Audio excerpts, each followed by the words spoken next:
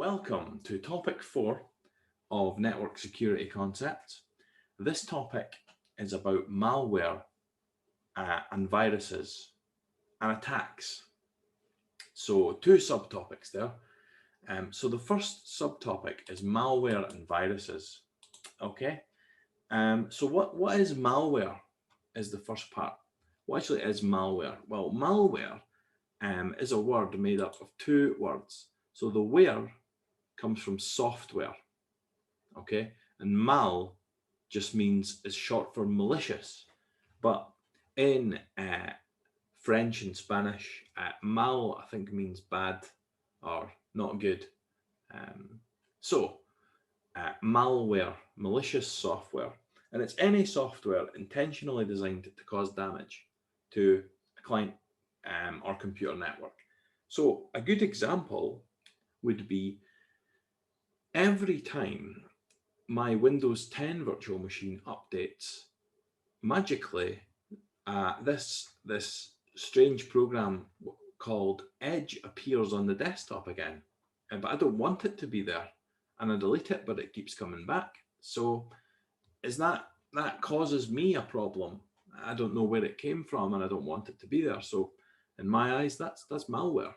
Another example of malware is a long time ago, and I don't know if this is still the case, but if you had an Apple phone, you used to have iTunes installed to update the phone. And when you installed iTunes, these other strange things would appear on your desktop. Something called Apple Bonjour would appear. And you'd be like, what's this? And you delete it, and then it would come back. So malware can be something that causes unintentional harm. Okay, so it's described as a software bug, but there can be a wide variety of malware, okay, from things like the Ask toolbar to Trojan horses, to Microsoft Edge, to ransomware, to spyware, to adware, scareware, programs that secretly act against the interests of the computer user. So, for example, if your computer has Windows on it, and that computer will be passing information back to Microsoft about you. So your computer is running an operating system that could be considered to be malware by some people. So some different types of malware. First of all, adware. So adware is just advertising supported software, and there's display of advertisements and there's pay-per-click advertising.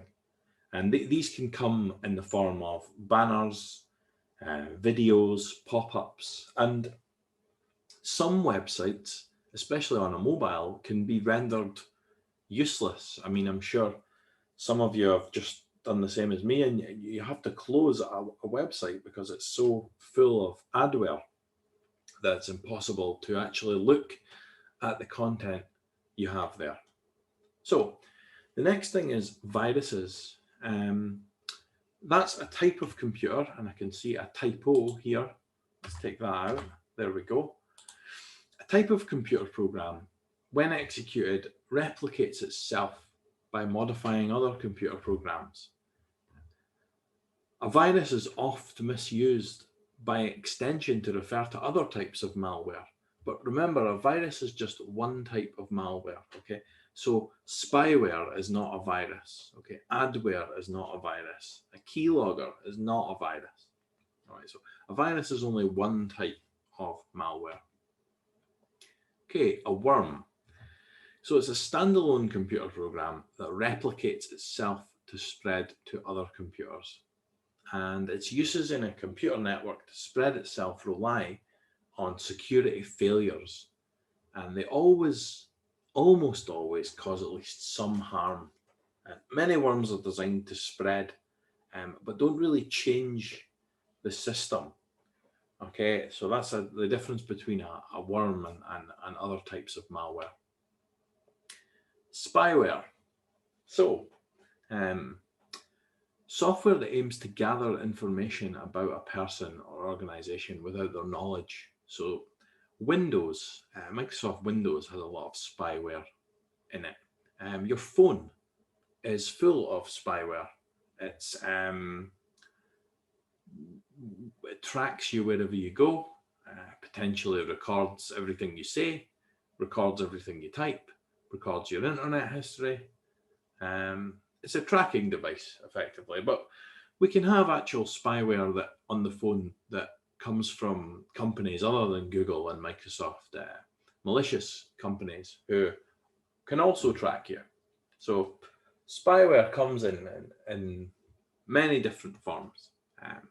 We can also have cookies as well that track your activity on a website.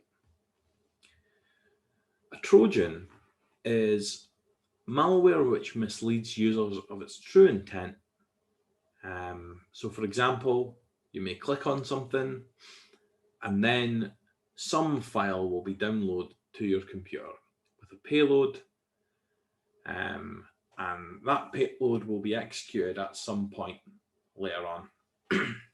So Trojans generally don't inject themselves into computer systems, and they don't spread. Okay, they don't, like a worm, they don't duplicate, they don't spread around. Okay, so Trojans might just have a one-time attack that will allow an attacker to access a user's personal information, and they're named after the Trojan horse, which was a one-time attack. Ransomware. Now, ransomware is one type of malware that there's no way to fix if it's executed correctly.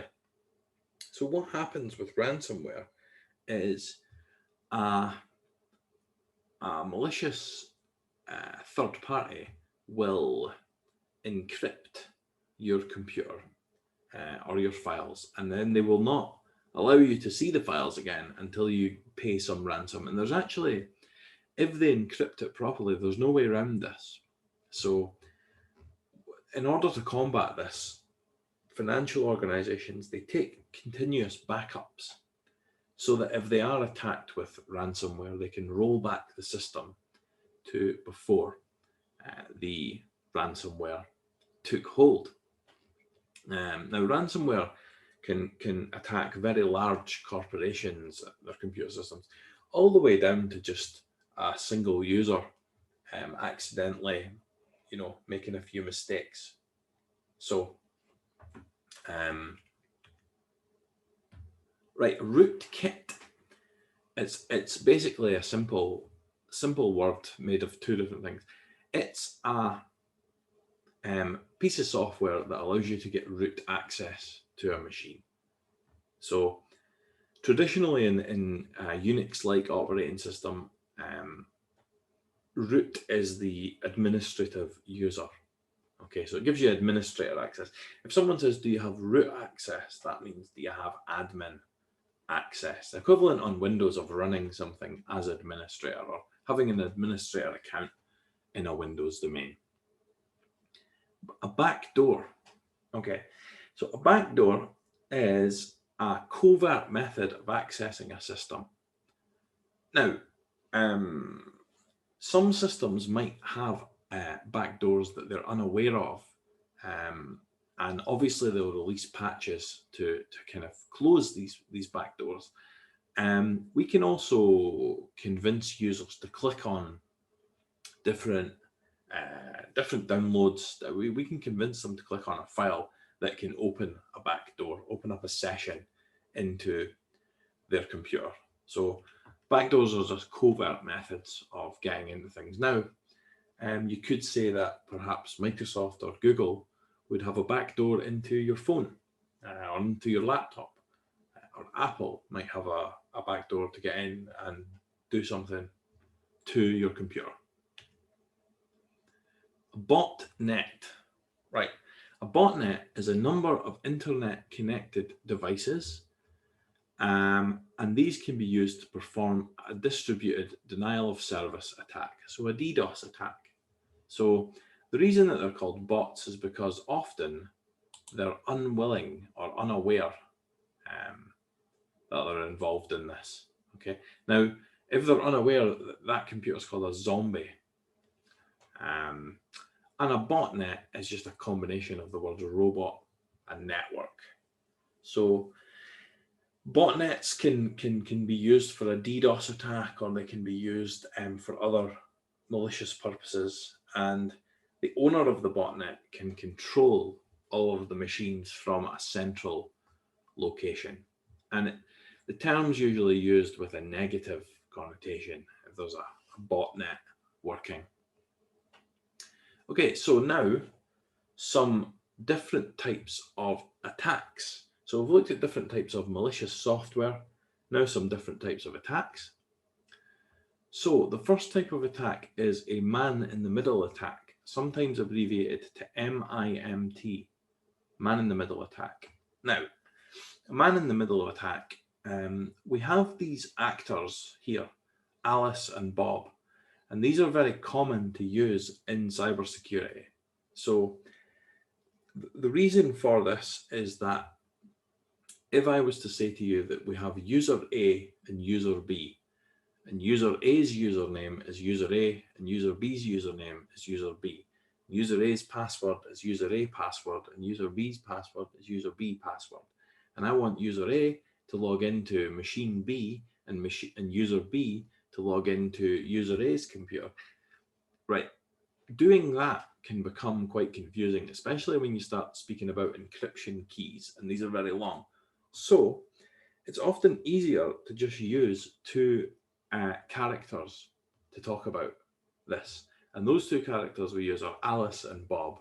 Okay, so what we normally say is Alice wants to send a message to Bob, and there's a character in the middle called Malware, and Malware is usually malicious.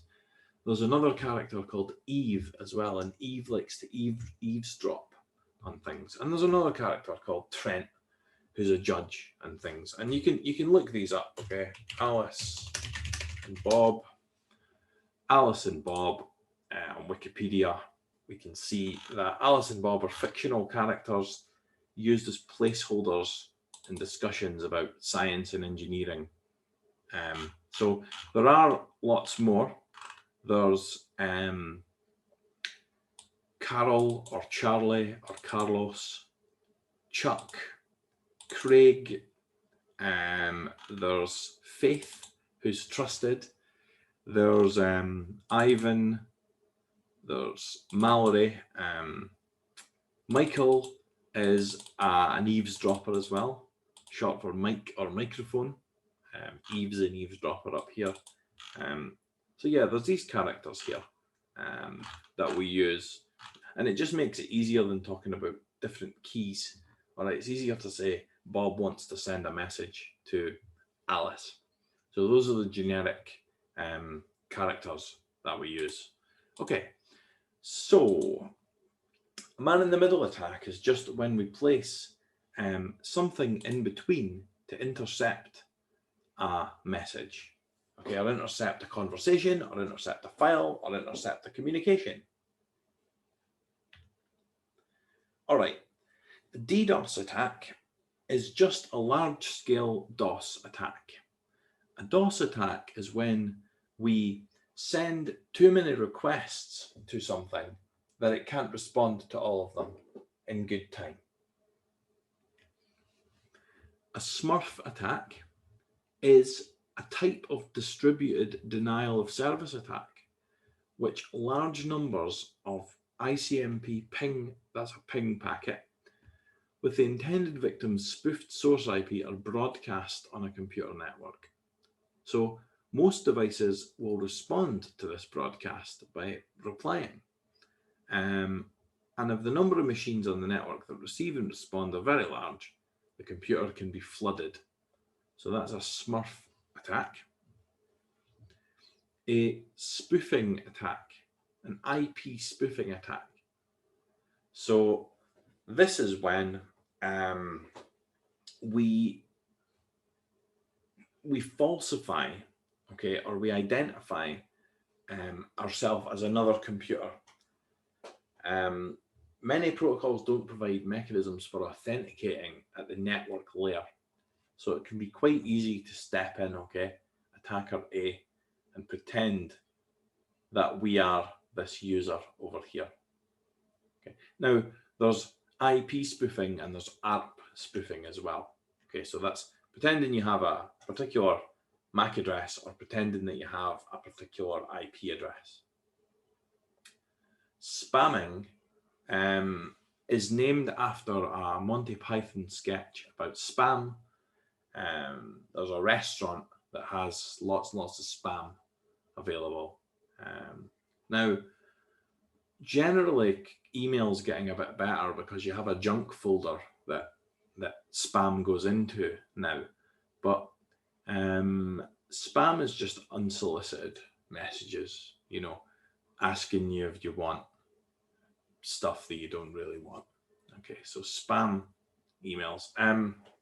Interestingly, I used to work for a Wi-Fi company and we used to have a few domains that we owned. And there was a gentleman contacted us and he said, do you want to buy this domain.com? All right, some domain. And I looked up, I did a who is lookup on it, and I saw that it was unregistered. So I replied to him and I said, well, this domain's unregistered. If I wanted to buy it, I would just buy it. And he replied and he said, ah, yes, sorry, sir, I am a third-party broker. And I was like, right, okay, spam. So just now, I don't really know there's very much to say about this. I suppose we can have web pages that are spam as well. That are just full of advertising. I suppose we can have blog posts that are spam, YouTube comments that are spam. So there's spam everywhere. Right, phishing. So PH here pronounced as F. Okay, phishing. And this is sending an email trying to get someone to reply or sending a message. And it's a form of social engineering. Okay, so if we send out messages claiming to be someone we're not, and we wait for a reply, that's phishing. Okay. DNS poisoning is very similar to IP address spoofing. We go onto a computer network and ask for a domain name, and then the DNS server will reply with the IP address. So once that happens, we should then go to that IP address to get to that page. However, let's say we could intercept that DNS request and reply with the IP address of a kind of fake location, and that way we could get the traffic to come to our pretend version and hopefully put their password in. That's DNS poisoning. There's DNS poisoning, there's DNS cache poisoning as another name. DNS spoofing is another name. So it's any kind of falsified response on the DNS process. Okay, shoulder surfing. So I put a nice picture up here. I do not own the copyright to this picture. I stole it from the internet. The Computer Misuse Act, when it was first created, was created because there was a password attack on Prince Philip's email in the very, very late 80s, early 90s. And this was done by shoulder surfing. So shoulder surfing is literally standing behind someone and looking over their shoulder to watch them type their password in or to see what they're entering. So it's important when you are in public or when you are in an office that you see a cash machine. Back when we used to use cash, you had, always shield your PIN. That's to prevent a shoulder surfing attack. Now, shoulder surfing could take place in a bank as well, or in an office. Have you ever been in the bank before and seen a member of staff go up to the door and put the keypad in, put in a code? If you could remember that, potentially that would get you some of the way to robbing the bank. So, shoulder surfing. Tailgating. similar to shoulder surfing. Now, I've put a picture here of a couple of cars. This is tailgating, and you get tailgating in cycling as well. In the Tour de France, they do tailgating. However, let's say you want to get into an office building or into someplace you're not meant to be. If you could tailgate in behind someone that has a pass, maybe you can just slip through the barrier, you know, or if there's a security guard, and let's say the security guard's not paying attention, they're looking at their phone or they're reading the newspaper. Maybe if you observed an office building and waited for the office building to be at its busiest point, say 5 minutes to 9 on a Monday morning, you could hover about there and then you could just come in with the crowd and just sneak in behind someone. So that's tailgating. So tailgating usually implies that you've sneaked in. Piggybacking usually implies that someone has sneaked you in with them. Okay, so those are the two terms associated with that. Okay, hoaxes are just messages that warn people about viruses or warn people about malware, but are not real. So if I sent you a message and said your computer is in danger, you know, you're in big danger of getting a virus and your computer will shut down unless you click here and pay me €10. That would be an example of a hoax. Right, impersonation. So I've put a little a GIF here of Mrs. Doubtfire. So impersonation just means to assume the identity of another person with intent to deceive. So obviously this film with Robin Williams had Robin Williams pretending to be an old Scottish lady to try to impersonate a housekeeper to get a job. So that's now impersonation can be done via email or can be done over the phone. It's a social engineering concept, just like Robin Williams did in this case. Maybe after this, I'll let you hear my Mrs. Doubtfire impression. Okay, packet sniffing is just using a packet analyzer to look at packets. And if we've ever used Wireshark before, hopefully by now you've had a chance to use Wireshark, and we can intercept, log, and look at these packets. And perhaps later on, a packet capture could be part of a security investigation as well. War chalking. So war chalking and war driving, also called war biking, war cycling, war walking. I'm not sure if this is such a thing anymore, but it did used to be a thing. So these can be written in chalk outside of a location. And what this tells you is that this tells you that there's an open Wi-Fi network here.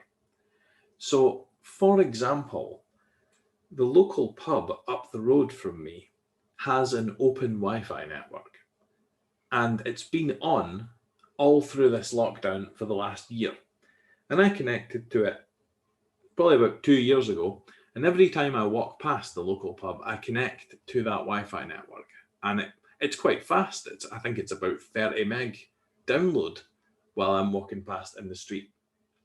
Now I've told them that what they're doing is a security risk, but they didn't know what I was talking about. And to be honest, it's good because when I go in there, I'll sometimes sit and do some work in the evening or sit on my phone, and it's a nice Wi-Fi connection. And to be honest, a lot of the old people that go there don't even have a phone, so it's not like it's pretty much a free connection. It's not that far from my house either. If my internet ever went off, I could always go and get a chair and sit outside the closed pub, and I know I'd have internet. Now, war chalking is just marking streets with chalk outside or marking on the wall to show there's an open Wi-Fi network. Now, why this is bad? This is very bad because Probably, let's go back to the early 2000s when this was more popular. I don't think this is such a thing anymore, but the SQA want you to be aware of this for this unit. So back in the early 2000s, I knew a guy kind of distantly, he wasn't a close friend or anything, and he was arrested by the police. And it turned out that he was actually part of an international paedophile ring, and he was one of the kind of main people involved in it. And there was about 10 people arrested. This was around 2003, 2004. And he ended up going to jail for about 10 years. And it turned out that he had 31,000 images of children on his computer. Now, how did they communicate, this gang? What they used to do was they used to drive around Fife and Edinburgh area, and they would stop outside pubs and hotels that had open Wi-Fi networks, and they would use those Wi-Fi networks to communicate their information. So that's the danger of having an open Wi-Fi network. So even just putting a password on it, like password 123, could be enough. You know, it's like having a small lock on a door might just be enough to be a deterrent. So that's the danger of having an open Wi-Fi network. I've not told this to my local pub, but certainly something to think about. Cross-site scripting is a type of computer security vulnerability found in web pages. And these are client-side scripts injected into web pages. So this was roughly 84% of security vulnerabilities in websites up to 2007.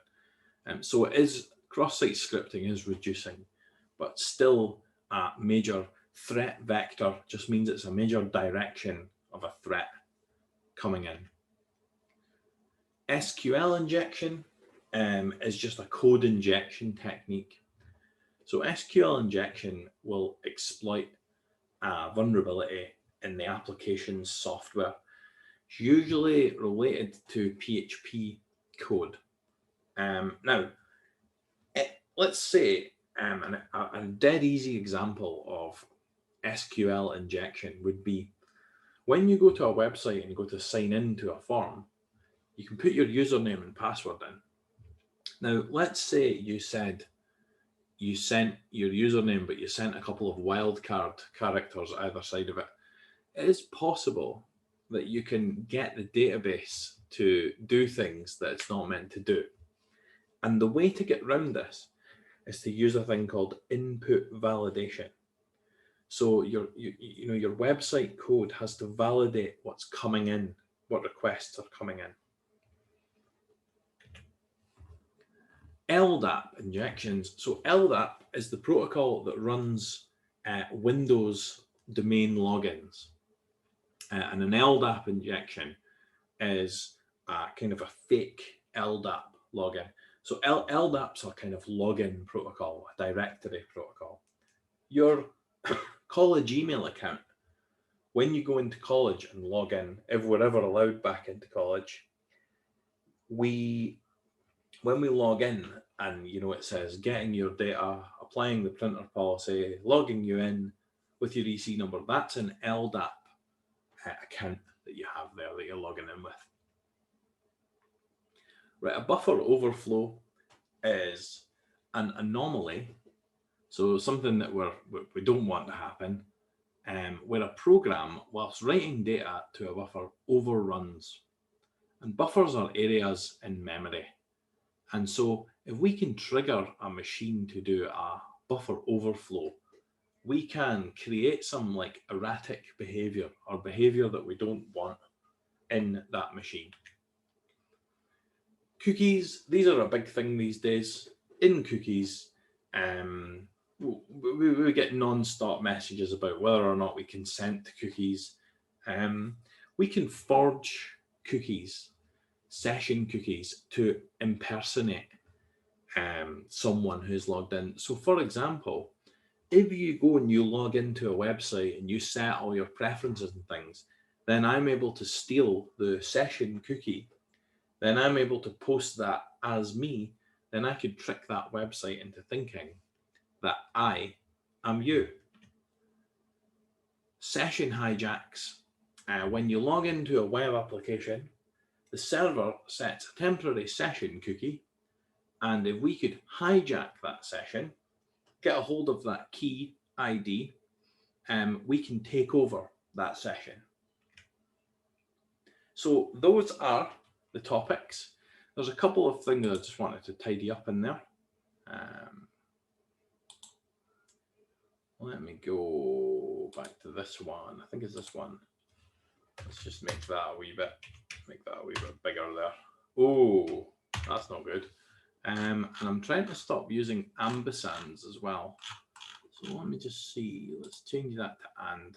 Trying to get out of the habit of using these ampersands.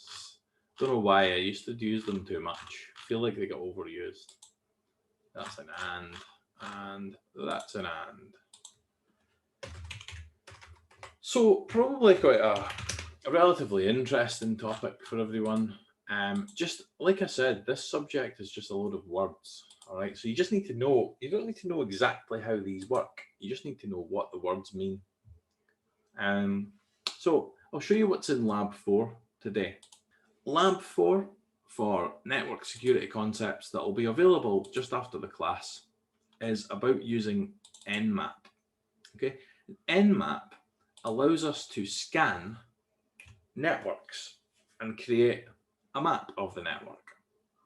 So what I've done is, using an operating system called OpenWRT, I'm providing you with two machines, and those two machines are the attacker, where you'll run the Nmap scans from, and the target, okay, the machine that you will scan. And some other terminology to be aware of: the host machine is your actual physical computer.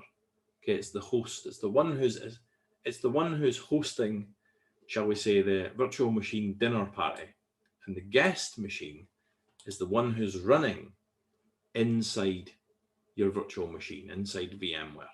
Okay, so part one of the lab, we just have to import the two virtual machines and run IP address show. Then verify ICMP, ping from the attacker to the target. So all we're going to do is import these two machines. Now what I'm going to do is I'm going to give you a quick demo of Nmap if you've never used it before. So let me just check that Nmap is installed on my machine. Nmap. Right, doesn't look like Nmap's installed.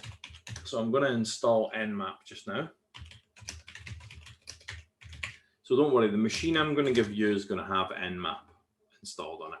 So there might just be a slight break in the audio here while I download Nmap onto my machine. Okay, good.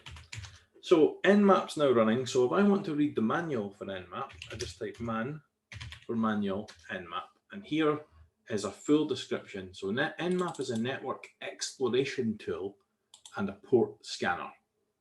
Very good. Press Q to quit the manual page. Okay. Now, I know that I have a Raspberry Pi sitting in the corner here, okay, and I think it is on 12. No, then it must be on 11. Yes, it's on 11. So what I can do, okay, is with Nmap, I can scan this Raspberry Pi to see what services are running on it. Now, for the purposes of this video, I'm going to do what's called a fast scan. So with F, okay, because I don't want to sit on a video and wait 5 minutes for Nmap. Some Nmap scans can take a very long time. So let's just run that and see what happens. Okay, look at this. It's come back fast as I thought. Now, what have we found out from this scan? So there's my target machine. So Nmap started the scan, and here's the report that Nmap has come back with. Now, Nmap has found out the MAC address, and it's telling me that it's from the Raspberry Pi Foundation. Okay. Now, it's also telling me that I have the following ports open. Okay, 21, which is FTP, 80, which is HTTP, 631 for printing, and 6001 for this is for a technology called VNC that I use to log in to the Raspberry Pi. Now this 631 is used because I use this as a print server in my network. So let me do another one. I know that I've got a CCTV camera running at .10. Okay, so let's scan that one, see what happens. Okay, so all 100 ports on my CCTV camera are closed or filtered, but it does give me the MAC address and the manufacturer of the network card there. So all I want you to do is to run the scans that are specified in here, okay, against the target machine. And then I want you to make a table of what ports are open and what these ports are used for. Okay. Now, once you've done that, you should then investigate these ports. Now, I'll give you a clue on how to investigate a port. So let's go back to my Raspberry Pi. It says here that port 80 is open, a web page. So this would mean that I should be able to type this into my web browser and get some kind of a web page. So let me just see if I can do that now. All right, let's drag this over. I'll just do it off screen in case I've got some kind of strange. What have we got? Okay, interesting. Oh, that's 100.80. Let's do 100.10. Now, I swear I've got a web page sitting here. Ah, it's not .10, is it? It's .11. Okay. Ha! What's this? Michael's file server. So we were able to, now, let's say I had this on a different one. I could do 6001 there to look at the other port that's open. So that's a way of investigating the different ports. If we do it with no arguments, it will just come up as 11. And that, I believe, is actually a Pokemon ROM hack that I put there. I have no idea why I did this. I know I use this as a file server sometimes. That's handy. I think I was just wanting to transfer it over to my phone and I didn't want to faff about with email or anything. So I hosted a web server and then just typed in this IP address in my LAN and then downloaded my Game Boy Advance Pokemon ROM hack. Okay, so once we've done that, we're going to gather some information on the target and then add that to the Eportfolio. So if we go to the web page here, let's just have a look at the Eportfolio. So we have to add some, it's this week, isn't it? We have to add some screenshots of the machines running, a screenshot of a ping from the attacker to the target, and then a screenshot from 3.1 and from 3.2. Let me just check. We've got 3.1 there. Okay, so I'm going to put some questions up just in a minute, but what I'm going to do is I've been talking for about 40 minutes now, so I'm going to stop talking and just see if anyone wants to ask.